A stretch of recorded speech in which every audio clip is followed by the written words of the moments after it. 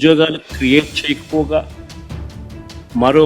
మరోవైపున పారిశ్రామికవేత్తలను బెదరగొట్టి పంపిస్తూ ఉన్నారు. కడపలో స్టీల్ ఫ్యాక్టరీ పెట్టడానికి ముందుకు వచ్చిన సజ్జన్ జిందాల్ని బెదరగొట్టి పంపించాడు. అరబిందో సంస్థను వీళ్ళే బెదిరించి పంపించేసే కార్యక్రమం చేస్తూ ఉన్నారు. వీళ్ళ హయాంలో పారిశ్రామికవేత్తలు ముందుకు వచ్చి పరిశ్రమలు పెట్టడానికి భయపడే పరిస్థితులకి రాష్ట్రాన్ని తయారు చేశారు. మరోవైపున చూస్తే ఉద్యోగాలు ఒకవైపున రాకపోగా మరోవైపున నిరుద్యోగులకు ఇవ్వాల్సిన నిరుద్యోగ భృతి 3,000 రూపాయలు ప్రతి నెల ఇస్తానన్నాడు.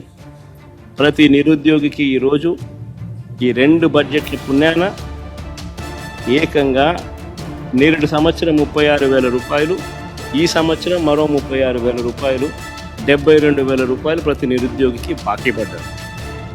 ఎగరగొట్టాడు, ఎగనామం పెట్టాడు.